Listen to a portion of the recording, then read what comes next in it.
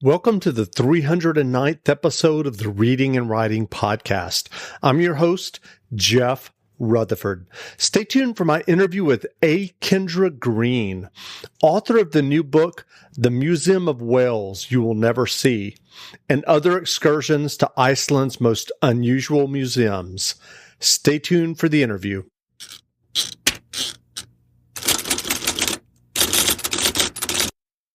If you're new to audiobooks, they're the perfect way to get more books into your busy life.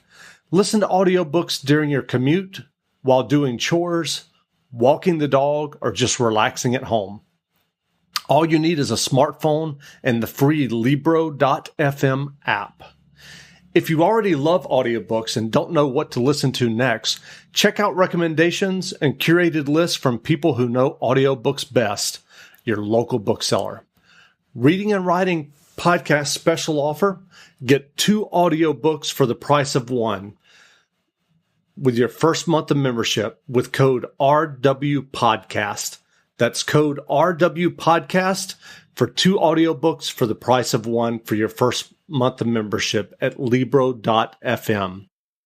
Welcome back to the Reading and Writing Podcast. My guest today is Kendra Greene, author of the new book, The Museum of Whales You Will Never See, and other excursions to Iceland's most unusual museums.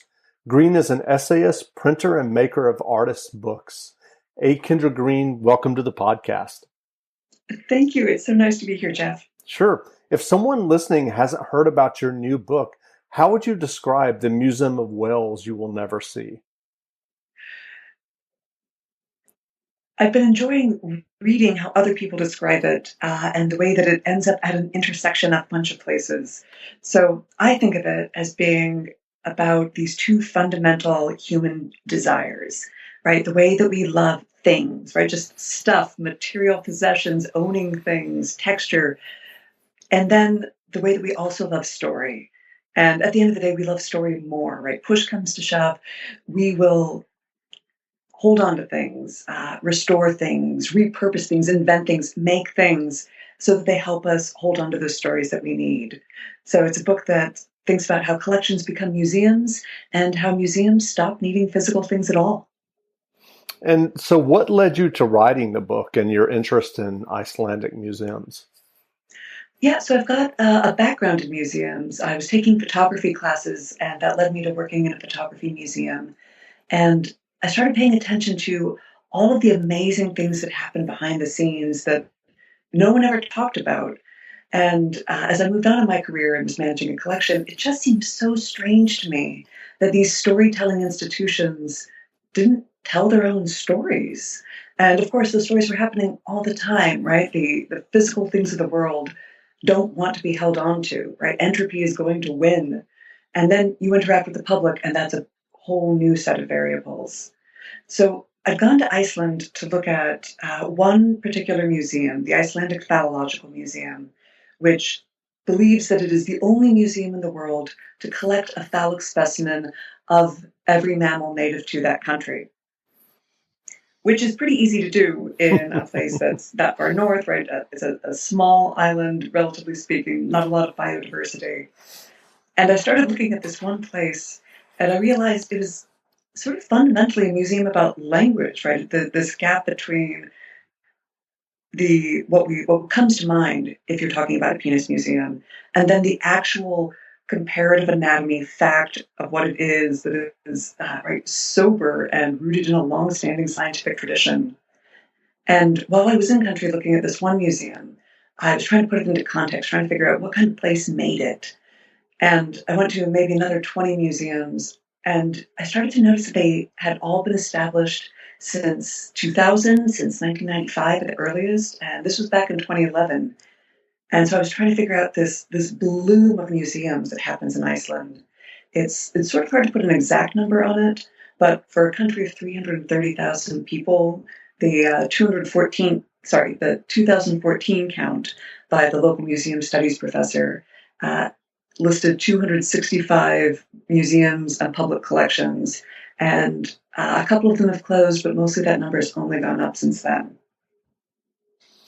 And you mentioned, as you just mentioned, and you mentioned in the book, that most of these museums, the 265, were created in the last 20 years. What was the reason for that creation?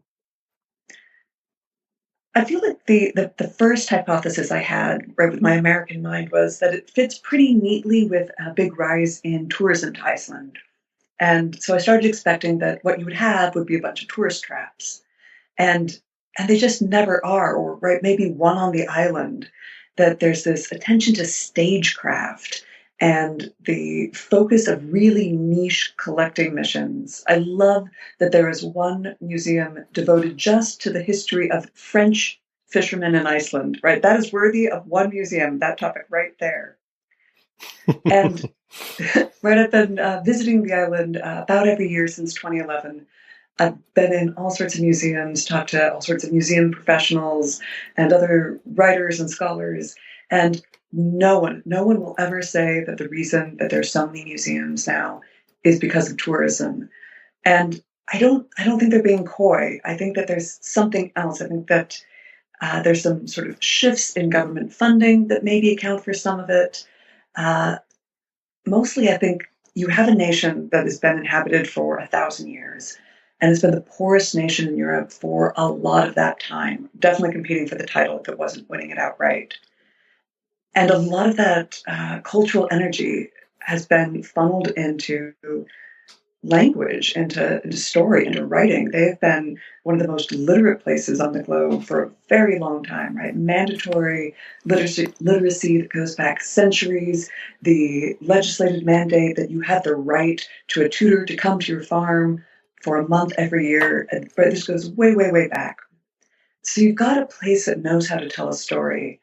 I think partly they were just in a good position to be good at museums, and then if you look at coming out of World War II, Iceland begins this rapid trajectory of economic growth that I think makes it that you can stand back and look at the things you've been holding on to all this time, right? That you can afford the places to put them, and now that people are coming to see them, they move out of these living rooms, these parlors, and into more public places. It's been a fascination of mine kind of from the beginning. I've lived in Chile and Korea and Greece, and nowhere in the world have I ever seen private collections become public museums with such ease, right? It's like there's no border. And I think partly that's because in the language there is no border, right? The Icelandic word sap is both collection and museum. So it's sort of a question of when enough strangers, when enough newspaper reporters, when enough friends bringing their friends come by to see your collection at home, that it starts to become something else and sort of more formally the point where people pay admission or you have to build bathrooms so that everyone that's coming in the tour bus can be comfortable before they have to go again. And so, do you have a favorite Icelandic museum? I feel like it is a like 50-way tie. Um, but I love them for different reasons. I think about the Skolar Museum on the south coast, the biggest museum outside of Reykjavik. I think 15,000 objects. It's not even a town. It's too small to be a town in Iceland. You need 50 people, and Skolar only has 21. With the original curator still living a stone's throw away from his life's work. He retired just a few years ago. I think in April he turned 99 and is working on something like his 26th, 27th, 28th, 29th book. So the what you can do if you were one person with a passion your whole life, right? That's a stunning thing to witness. It's care with the folkloric traditions. They've got a pair of heron legs that are kept, right? There's sort of a magical belief that if you have them, if you're in possession of this bird that returns to shore, it will keep your sailors safe, allow them to return home, and that if you have one of these heron feet under your foot, you will feel the stinging of the claw when you come close to fish. And there's still an idiom in the language, right? Sort of to give good claw, which means to be a good provider. Interesting. Well, I know that you live in Dallas, but you're writing about Icelandic museums. Have you lived in Iceland? The longest trip I've made is 2 months, but no, I've never been an official resident there. And how many times have you visited? Uh, I think I've actually started to lose track. I think it's maybe 8 trips now. Gotcha. Well, you've discussed collections. I'm curious, in your own life, do you collect anything? When I talk to museum people, they sometimes talk about there are just two kinds of people. And when I talk to families that have collectors, they seem very clear on there is a species of person that collects, right? It is a need. It is not even a love of the thing that they're collecting. It's the love of collecting. And I don't immediately see that, right? For a lot of my life, it was really handy to be able to travel light, right? That I would have these studio apartments with almost no furniture in them. In my early museum days, I took really seriously the idea that theoretically, and really no one follows this, but theoretically, you aren't supposed to collect the kind of thing your museum collects. So I worked at a photography museum, and theoretically, I shouldn't be collecting contemporary photography, though I had the gifts that from friends that were making those things. So at this point, I have probably more shoes than a person needs. I definitely have an awful lot of books. I have a small collection of sculptures and handmade things from artisans in Iceland that I've been especially happy to have lately, as the thought of when the next trip might be is so uncertain. So I feel like in some ways I've been an anti-collector for a long time, but especially this spring, being really aware of how lucky we are to have touchstones when we keep them. Sure. Well, what were your earliest memories of reading and books? What a beautiful question.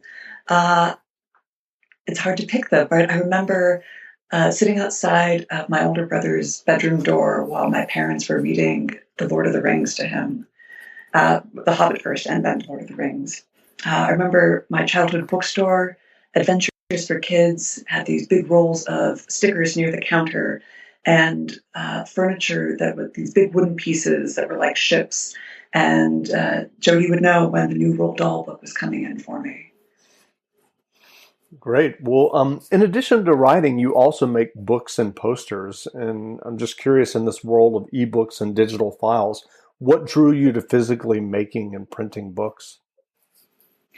Yeah, I was really lucky when I started graduate school at the University of Iowa. I had just enough glimpse to know that there was a center for the book there and that I could start uh, learning to bind and then to print. At the same point, I was starting my official studies in nonfiction. And I mean, partly, right, it's just this love of the stuff, right? The tooth of the paper, that right, the kiss of metal type into paper.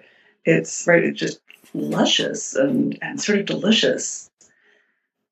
And I think that it's interesting, right? I feel like there are these two strong poles in the writing. There's the deep connection to the oral history, right? There's a lot of attention to, right, this the sound and the rhythm. And indeed, right, the way that I interview and research, it's so much about oral history, oral traditions, the stories that we tell, right, the fact of those stories, not even the facts that the stories are trying to tell. But then there's also this way in which writing is about what you see, right? Writing as a visual medium, writing as a visual art. Right, I think about the poets who were also printers who would change their lines to fit the composing stick. And there's something really lovely about thinking about the words on the page, and not just the words, but then all these other places, right? The front matter, the back matter. Why a half title is so dramatic in the book as it is, I knew it was a thing that needed to have maps and illustrations, and there are appendices that call back to the old plate lists, a very different kind of printing. And I feel really lucky that early in my writing life, I was in a letterpress class where we had to produce something out of text and image. And because I had to hand set the lead type, I was choosing basically the shortest thing I'd ever written, which happened to be an essay that I never really felt settled with. It didn't quite come together. It was about an encounter with a human being named Love at the airport, but then thinking about, right, symbolically, metaphorically, what it is to meet love and not give him your number. And once I started putting in the illustrations, uh, it was kind of magical, right? That you could sort of tell not even two stories at the same time, but you could expand the story you were telling, that the images could do one kind of work and the text could do another. And I think having access to that, right, getting to elaborate, to embroider, is really rich. And I feel so lucky that I have an editor that from the get-go said, I agree, these should have images. What kind of images do you think they should be?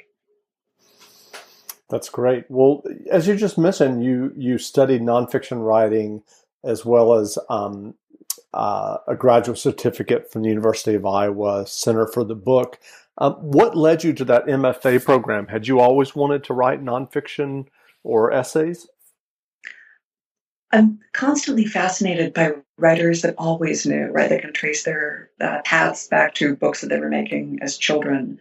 I sort of always loved everything, except I remember very specifically there were two assignments by the time I graduated high school that just they were hard and uncomfortable, and I really didn't like them. And they stood out because they were just the two. And it was a personal essay in eighth grade and a personal essay in ninth grade. So I knew that I was interested in conversation. I knew that I was interested in ideas. Knew I was interested in images and text before I knew that writing was the thing. I was on a Fulbright grant in South Korea, where the idea was that I was going to make pictures while I was teaching English, and it was just terrible, right? The photographs always had authority, right? You couldn't shake it off them. And then there was all of the additional trouble of, right, setting up darkroom time and getting the right film and the right paper. And while I was trying to sort that out, I was writing these letters home, and the letters were sort of morphing and getting less letter-like. And I loved them because they had all of this nuance and caveat, and there was a way to say, I don't know if this is true. I can't confirm it. I can't get another source to say so. I went back to the same person the next week and asked, is this right? And they said, where did you get this? And once I started writing, right, I could convey all that. I could express my impression without saying that I understood anything about Korea, because while I loved it there, right, it felt like it was possible the entire country was hearsay as far as I was concerned. And so I was in my early mid-20s about that point when I got home and realized there was a word for it, essay. And once I had that, it opened a lot of doors. And so during this global pandemic that we're in now, many museums have hosted virtual tours or they're organizing Zoom Q&As with artists. What is the role of a museum during this time?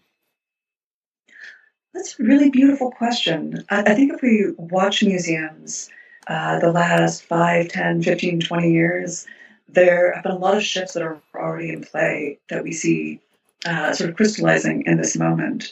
So there's a lot of museum thinking that moves towards how do we serve the visitor, not just the person who comes here, but the actual communities that we're in. How do we make sure that the places where we are sending people to us and that we're going out to meet them and engage with them and find them? I think there's a real social justice moment that's coming through in museums now. And when I'm in Iceland, right, I've been thinking about this movement and the possibility that Iceland is really ahead of the curve and what's possible in museums. They might be shedding a light on things yet to come, as you have sort of two camps of museum, right? You have the object-based thing, right? You have these collections that have amassed for decades and sort of tip into becoming museums. Also in that category, the local history museum, what the Icelanders often refer to as the same thing from 50 different farms, right? The very tangible museums. And then you have these museums that, in part because they're dealing with things that don't have a lot of tangible history, tip into something else, right? The Icelandic Sea Monster Museum shouldn't be able to show you anything, right? They should be quintessentially without objects. But what they have are 4,000 oral histories, right? That the thing that they contain, the thing that they need to hold, is story. And so physically, they become a nautical museum, a local history museum, a maritime museum, in some ways a natural history museum, because they've brought in the things to help you access those stories. So I think in this period of time when we can't get as close as we're used to, when we don't have the engagement that we're familiar with, it's really an opportunity for museums to lean into a thing they were always doing, a thing that they were always great at, that I think is the heart of the mission, which is to figure out what stories we need to tell and how to tell them, and to be listening back for the stories that return. And would you say that on that same note that you would look to some museums to be recording the history of what we're going through in the last 2.5 months for future generations? It's a thing I started wondering about, I think maybe as early as March, of what are the collections of this moment going to look like? Right, I think about universities that have had school shootings and the way that they collect pieces of the memorials. Right, how many? What are the collections of handmade masks going to look like? And right, for something Hmm. that's going to have such duration, right, that changes so much week by week. I was looking at the sort of writing coming out of the shutdown, and how for the first few weeks it felt like essayists, right? They were nimble, they were able to look at personal experience, they were able to weave metaphor, they were able to think about, right, some manageable bit of the scope of this enormous thing in a really remarkable way. And I think we're starting to see now that the wave of fiction and poetry responding in its own way.